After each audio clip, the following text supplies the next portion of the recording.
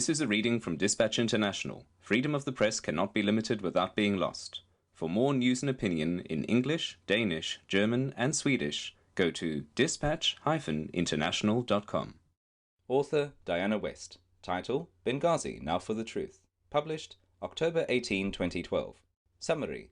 During his October 16 debate with Mitt Romney, the president tried to wiggle his way out of a string of lies. Our Washington correspondent tells what really happened. Writing from Washington, D.C. Hoping for a nice clear stretch of campaigning to November 6, the Obama administration has found itself navigating a political minefield of its own creation.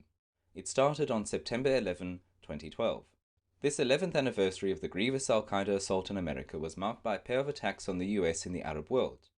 The first attack, at the US Embassy in Cairo, began as a pre-announced protest that had earlier persuaded embassy staff to close shop for the day. They even posted online at the embassy website a chirpy, preemptive apology for the protesters' object of ire: free speech in the West. This time manifested in a highly obscure YouTube video made in California called Innocence of Muslims. The protesters later breached embassy walls and hoisted the black flag of al-Qaeda over the compound, but worse was still to come. Later on 9/11, the US consulate in Benghazi, Libya, would be sacked and burned. On September 12, Americans learned that US Ambassador to Libya Christopher Stevens and 3 other Americans had been murdered in a night of terror during which Stevens' body was dragged through the streets.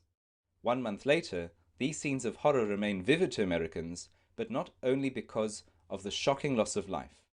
What makes Benghazi endure is an unending string of lies that the highest officials of the Obama administration have been telling about it ever since. Many questions remain, but the established record on Benghazi now makes 2 crucial points clear. 1. 11 September 2012 in Benghazi was a peaceful day and quiet night until 9:40 p.m. when a well-coordinated terrorist assault on the US consulate compound began, and 2. The State Department in Washington was able to watch the attack unfold over many hours in real time. Within a day, the US intelligence agencies knew Benghazi was a pre-planned attack marking the anniversary of 9/11 committed by jihadist groups affiliated with al-Qaeda, and a good chunk of the US media soon reported this. For reasons unknown, the Obama administration decided to tell the American people something completely different. Americans heard nothing from the White House that identified the Benghazi atrocity as a terrorist attack. On the contrary, Obama officials said the consulate assault resulted from Islamic rage over the same obscure YouTube video still being rioted over in Cairo and the wider Ummah.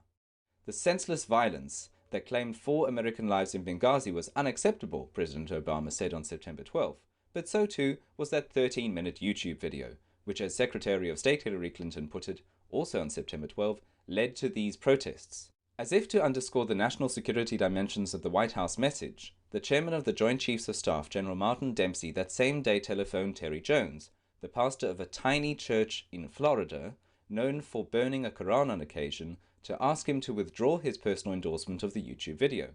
That week, the White House exerted pressure on YouTube owner Google to take the video down, unsuccessfully. President Obama would stick with the video as terror trigger for 2 more weeks. Why? To concede al-Qaeda's involvement, perhaps, would have been to admit the president's policy of Islamic engagement had failed, and further undermine Obama's claim that in killing Osama bin Laden, he had effectively destroyed al-Qaeda.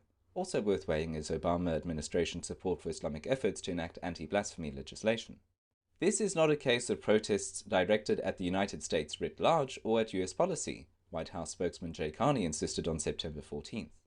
This is in response to a video that is offensive to Muslims. That same day, CIA Director David Petraeus told the House Intelligence Committee much the same thing, according to Fox News. His argument that an out-of-control demonstration prompted by the YouTube video led to the violence was shocking to elected officials who had seen the same intelligence pointing towards a terrorist attack. It becomes even more shocking on learning there was no protest in Benghazi at all. That news came later. Meanwhile, on September 16, US United Nations Ambassador Susan Rice appeared on 5 Sunday television talk shows with the Obama message. Soon after that spontaneous protest began outside our consulate in Benghazi, we believe that it looks like extreme elements joined that effort with heavy weapons, and that it spun from there into something much, much more violent. But, to repeat, there was no protest. State Department officials would publicly confirm this on October 9. Here's what happened, President Obama told TV host David Letterman on September 18. You have a video that was released by somebody who lives here, sort of shadowy character. He referred to movie maker Nakula Basali Nakula, currently jailed on parole violations, whose extremely offensive video directed at Muhammad and Islam caused great offense in much of the Islamic world. Then, he continued, extremists and terrorists used this as an excuse to attack a variety of our embassies, including the consulate in Libya. On September 19, Matthew Olson, head of the National Counterterrorism Center, became the first administration official to call Benghazi a terrorist attack, although he balked at calling it premeditated. The following day, presidential spokesman Jay Carney announced it was self-evident Benghazi was a terrorist attack, only not premeditated. On September 20, however, the president was still out there discussing the natural protests that arose because of the outrage over the video used by extremists to harm U.S. interests. On September 25, President Obama went before the United Nations.